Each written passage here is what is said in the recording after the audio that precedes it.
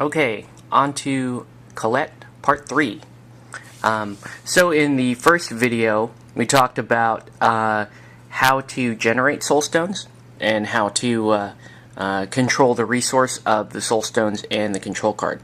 And where does this become important? Well, this is particularly important with the Collette crew because every showgirl or every showgirl-based or themed model can use Soulstones in one way or another. And your ability to capitalize on that at key moments in the game can often spell the difference between victory and defeat.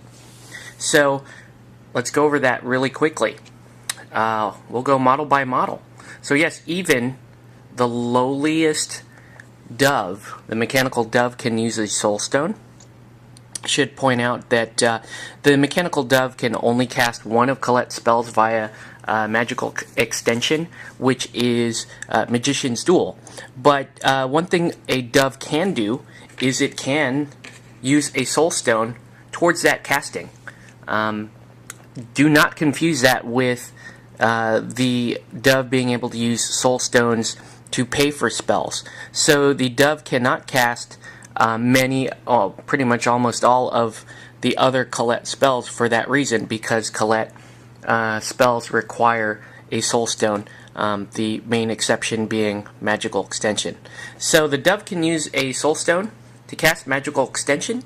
The dove is also a Soulstone on its own. So even a model like a performer, who normally cannot use a Soulstone, can tap one if needed. So if a performer or any showgirl is within 3 inches of a mechanical dove, and they need a Soulstone, they can sacrifice that mechanical dove and give themselves a Soulstone flip with a positive twist. This is very important because this means essentially that if that model is important enough in the Collette crew, that it can use a Soulstone if you keep a dove near. Furthermore, you can also sacrifice a mannequin for the same effect. So you can sacrifice the mannequin and use Tricks of the Trade instead of a dove if you don't have a dove available, and now the performer can use a Soulstone.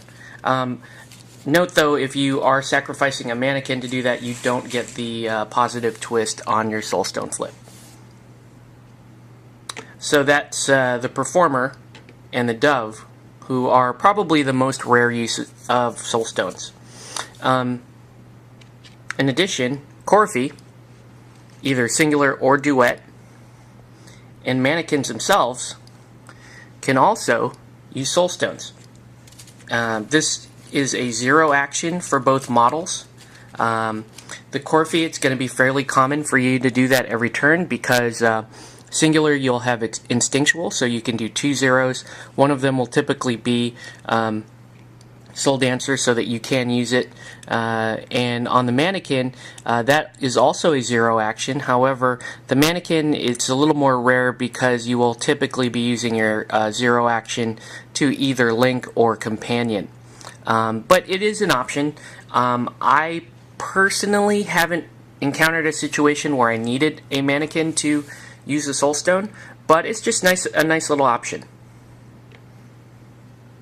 The Corfy in particular, and the Corfy duet, can capitalize on a nearby dove. And this is important in rounds where your opponent knows that they need to try and take out that Corfy, and you haven't been able to activate that Corfy yet, so it does not have its use Soulstone ability activated. But it might be getting hit, and it may need to use a Soulstone. For this reason, this is why people tend to keep doves around the Corfy in particular, so that the Corfy can tap a Soulstone if they get into serious trouble. So, the mannequin and the Corfy also use Soulstones. Cassandra, also a Soulstone user, when included in a Collette crew. And this makes Cassandra particularly powerful. She at this point she basically becomes a henchman because she has used Soulstone. She has a lot of abilities like Apprentice, where she can use other showgirls' spells to make her very powerful, and she can also tap the Dove to use a Soulstone with a positive twist. That's really the only advantage, because Cassandra can use a Soulstone at any time. The only advantage to her tapping a Dove is she gets that positive twist on the Soulstone flip. Finally, of course, we have the Master Collette, who can always use a Soulstone, and will use them in the most traditional manner, including, though, spending quite a few of them getting her spells off. Now, the fact that the entire crew, in one form or another, can use Soulstones, might have you a little worried about how often you're going to be burning Soulstones.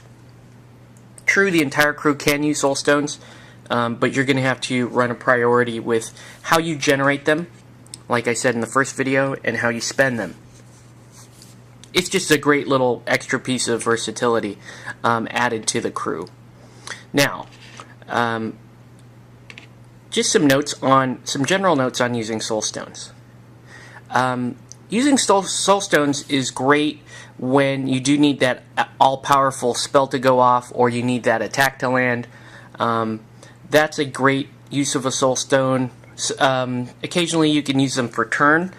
If you are going to burn a Soulstone to reflip a turn, I would recommend that you're trying to beat a somewhat beatable number. Let's say you flip a 6 for initiative, and your opponent flips a 7 or an 8. Then your odds are fairly good that you might be able to win initiative, and it might be a worthwhile investment. If you flip a 6 and your opponent flips an 11 or a 13, for example, or a 12, probably not worth burning the Soulstone for that. I should also note that any model, that when you burn a Soulstone on behalf of your crew, it does not benefit from Collette Soulstone Augury, so you don't get a positive twist for either reflipping a mission or reflipping initiative. Now for Collette, one thing that I need to point out is that Collette has the Soulstone Augury, but it's really only limited to any situation where you're burning a Soulstone to flip a card. This is important because many of her spells, like Disappearing Act or Discharge Soulstone or Trick of the Hat, those have a built-in Soulstone cost. So that Soulstone that you're using isn't being applied towards the spell total, so you still have to burn that one if you get the spell off as payment for the spell. But you can use an additional Soulstone to augment the casting just as you would with any other spell. So as you can tell, this opens up a crazy amount of options for the crew, so long as you keep the crew in Soulstones. Knowing when and where to use Soulstones is really the key to managing the crew effectively, keeping your models around. Here are some of my personal thoughts on using Soulstones. I try to limit my Soulstone usage per turn to about 2, maybe 3, depending on the criticality of the turn. Late game, early in the game, the first 2 turns, I'm probably not going to burn a Soulstone to do anything other than reactivate using the rechargeable, and I might make a Dove or 2. But other than that, I'm not really burning them. The other thing to note is because this crew is such a low wound crew, in other words, most of the models are sporting 6, 7, or fewer wounds, you're going to want to burn Soulstones defensively fairly early, because one bad flip and you could get one-shotted. So you're going to want to burn those Soulstones if you are planning on using them, you're going to want to burn them fairly early. I think that's it for this video. I would have liked to have shown some specific examples, but I think I'm running long on time here. So anyway, that's the basics of using Soulstones in a Collette crew. Thanks, guys.